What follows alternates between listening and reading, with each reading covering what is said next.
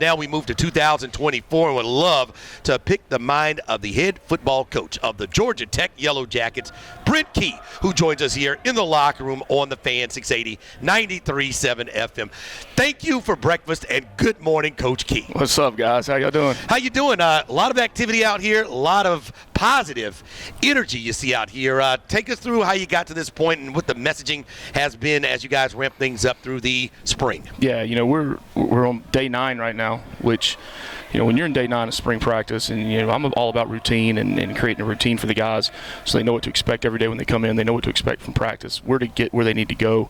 But, it's a little different than during the season because the routine during the season culminates after the end of 6 days with a game on the 7th, right? So there's something to prepare for that's different each week. Well, you kind of get in that part of spring where the routine becomes a little mundane and it becomes stale or whatnot. So, the thing we've talked about a lot this week with the staff and the support staff, everyone in the entire organization is creating that energy for the guys, right? The players creating their own energy, right, and being able to come to practice every day, right, regardless of how their bodies feel, regardless of where their heads are at, regardless of what the end of the week entails, if it's a scrimmage versus each other, right, of coming out and having that mindset every day, working to be a champion in that champion's mindset. Always tweaking now that you've been through it, a time and two now, and now you have a plan. How do you approach spring and the differences of things that you've learned from what worked or what you would like to see improved upon? Yeah, when you go through your first year, there's so many things that come up that you're,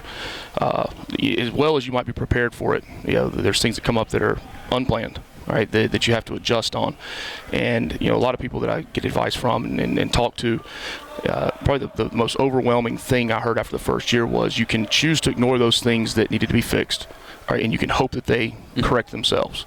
Right, well, now you're sitting in year 3, year 4, right, and it's not going to change, right? Or you can look yourself in the mirror, look at the entire program, and be very critical and make the changes that need to be made, as hard as it might be going into year 2, because of all the things you go in year 1, right? You almost want to coast a little bit in year 2. You want it to be a little bit easier, but I was able to really assess the entire program from the way we practice, the way we train, nutrition, recruiting, everything across the board, and what's the best for these players and what's best for Georgia Tech. All right, let's bite the bullet this year in year 2, fix those other things that need to be changed, and now hopefully become a consistent program. Where's that insight come from? Is it a conversation with your coaches, players, athletic director involved? A little bit of everything. I mean, I think it starts with me. It starts with being critical of myself, being able to look myself in the mirror, admit when things can be better.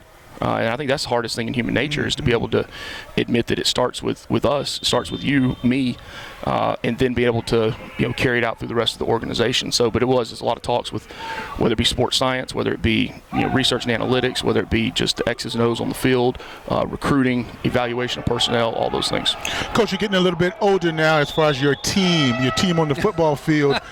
Is that a field thing to where you can let the players kind of police themselves, so to speak, not off the field, but in terms of the weight room, in terms of not having meetings after the meetings and making sure when you come to the practice field you're getting the work done and the coaches don't always have to push and be the motivator?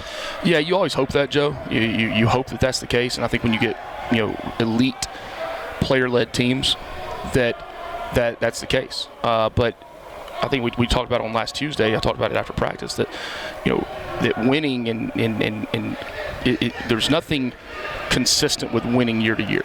All right, there's not a continuum year to year of that. It's especially this day and age when there's 23 new guys out here on the field playing that hadn't been through a spring practice, don't know what to expect day to day. We've got new coaches out there, we've got new support staff out there, so there's no continuation of success. You have to start or stop, restart, right, and build it back up again. And I think that was the biggest thing learning from Coach Saban was the fact that it is a rebuild every year, regardless of how good you were the year before.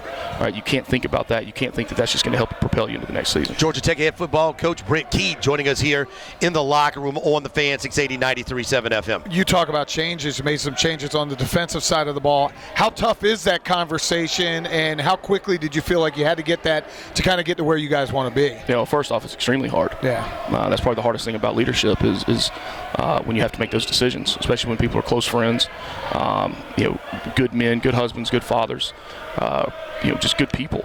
Those are extremely hard conversations to have, but I continually remind myself every day that when I wake up in the morning, my job, my sole responsibility is to do what's best for these kids and do what's best for Georgia Tech. And you got to put those things over, and then now those things become a lot larger than a relationship or a friendship or that, because you have to do what's best for the team. How much of a relief is it when kids don't hit the transfer portal? Haynes King, you guys recruit, you get them in, they buy in, and then all of a sudden, not just you guys, but in college football, what all coaches have to deal with, nothing could be wrong, and then a decision could change your program.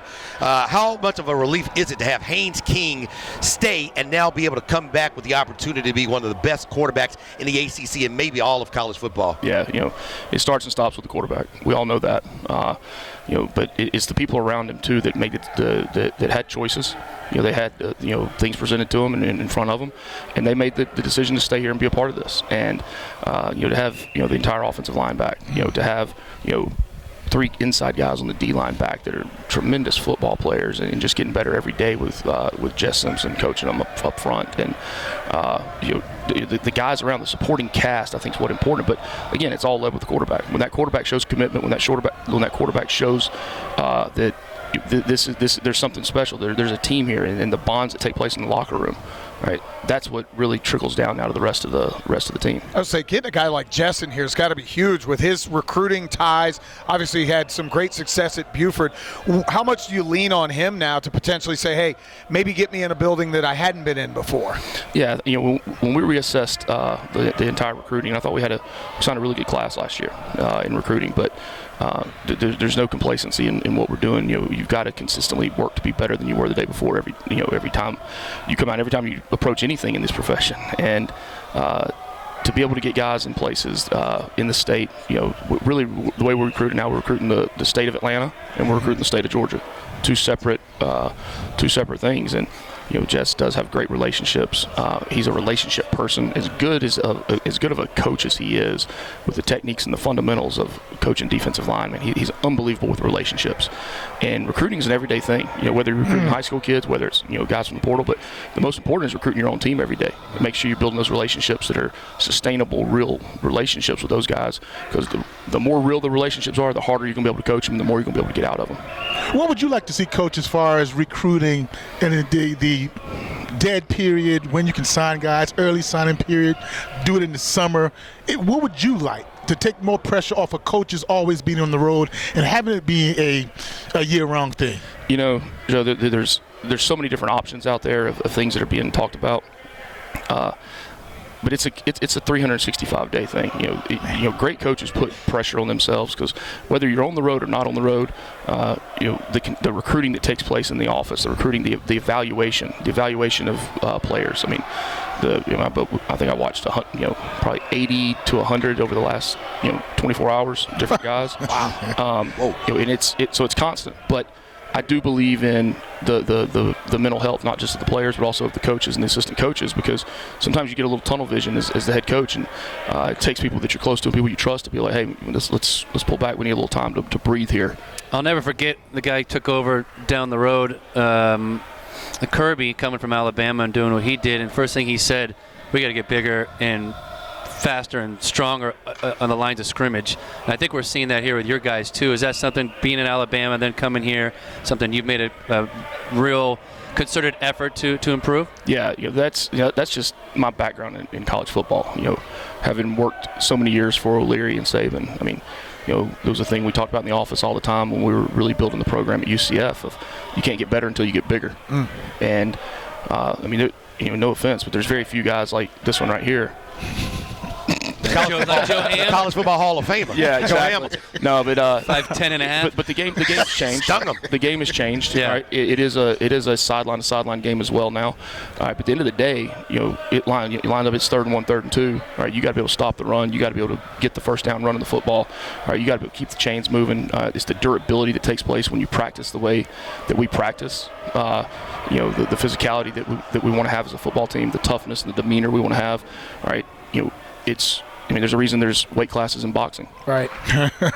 Good point. Big people beat up little people. I don't want Coach speak right here, Coach. I don't want Coach speak. How many jobs during the spring and you foresee going in the fall camp that are truly open for competition?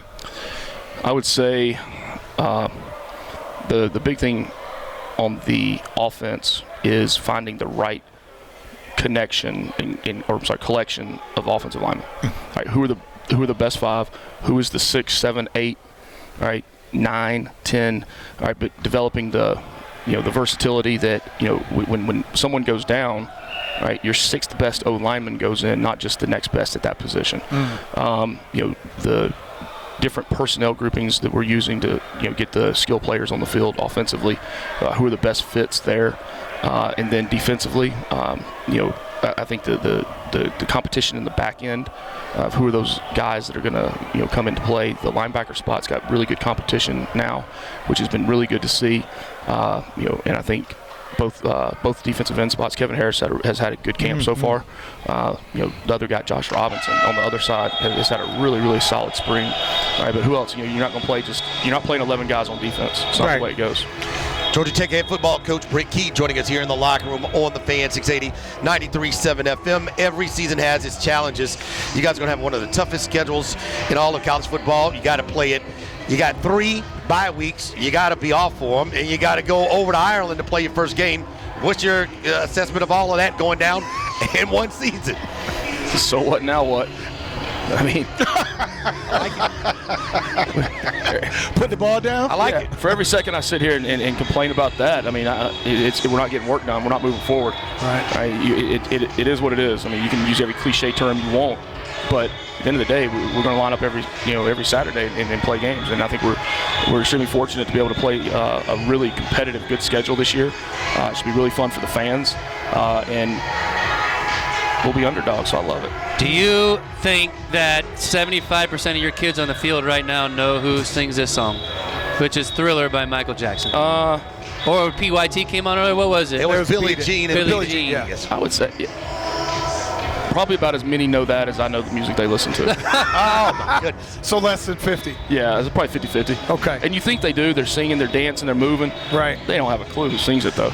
That's hilarious. There was probably a remake. We were joking. I know Joe and Ice Cold Stu, our engineer, are going to Ireland. What do we got to do for the 3 of us to get on that plane? I'll haul equipment. I'll help you. I don't care. I'll buy you a beer or 10. I played flanker. That was a long time ago. How about you stand on the sideline when we play Miami, build my sideline? I could do that.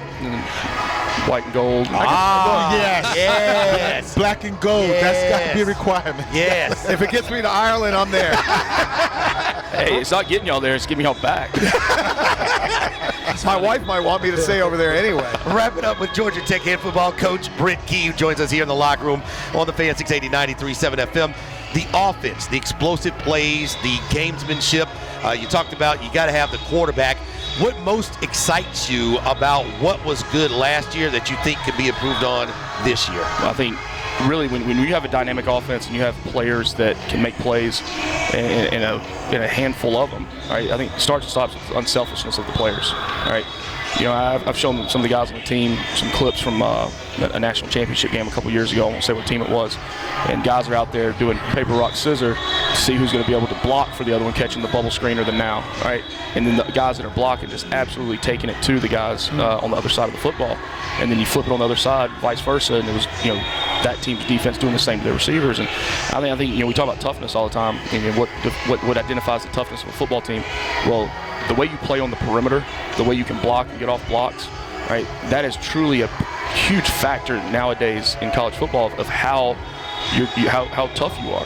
Right? Back in the day, the ex receiver was going in and digging out a safety. Well, now it's blocking in space. A guy who's probably going to be quicker than them, trying to undercut him, playing trap coverage, doing all those things to get a bubble on the perimeter and try to take a 3-4 yard gain and take it, make it explosive. So. Well, we're all excited. That first game is certainly going to be one. You guys are ambassadors for the city, for the ACC, for all of college football. Against Florida State and Ireland, that'll be a big one. By a week, and then you have the rest of your schedule to get to it. It just feels like a lot of people can feel the train starting to pull in the right direction. And it was a lot of fun going through the ups and the downs, and then seeing the good at the end of the season for the bowl win as well. So we wish you nothing but the best of luck. A great spring to continue with the spring game. game, and then we look forward to seeing you guys when we get closer to the start of the football season, Coach. I appreciate you guys being here, having me on. The fun times as always. My man Joe here, you talk about blood, sweat, and tears now. Blood, sweat, and tears. Let's get it back, Bo. I think it was more of yours from me missing a block. But hey, did you take a hedge back in 1998? I did. How do you feel about that? And 2000. That's funny. My man. How was Joe in the huddle? We did a story yesterday on shoot. swearing and how swearing should be or not be, and we say now When used appropriately, it can be a Joe good thing. is not one of the swearers. What was he like in the huddle in the thick of battle? I tell a story all the time, guys. He was the most cool, calm, positive competitor that I've ever been around, right? And I've been fortunate, blessed to be around some really good college football players over the last 20, 25 years. I think this kid we have now asserts a lot of the same qualities, where he can. There's a element of calmness that he brings to the huddle, but also when something's not right. I mean, he's a coach on the field. I mean, whether it's Joe turning around to Ralph and saying something, hey, this play don't make sense. What are we doing? I mean, Haynes has those same qualities. He is a coach on the field, and there's a respect factor that comes from the players when they see, that quarterback position taken up for them. All right, and we had a game. We were playing Carolina here, and we had to go 98 yards, 95, 98 yards to tie the game up. 99, I think it was. And there might have been a couple minutes on the clock, and Joe looked huddled up on the -5. Joe got in the huddle and said, "All right, boys, we're gonna go." And it was raining out. He said, "Boys, we're gonna go down the field. We're gonna score. All right, and we're gonna win this football game. And afterwards, we'll have some fun." And we were game on then, man. Hey, and it all came true. It all came true. Yeah, I know where y'all ended up. Well, thanks for the Lemon time. pepper wings. Thanks for the time and the info, Coach. It just feels like I said, the train's pulling in the right direction. You can feel around the city, and we wish you nothing but the best of luck, and we look forward to catching up with you down the road. All right, guys, go Jackets. Head football coach of the Georgia Tech Yellow Jackets, Brent Key, joining us here in the locker room on the Fan, 680 93.7 FM.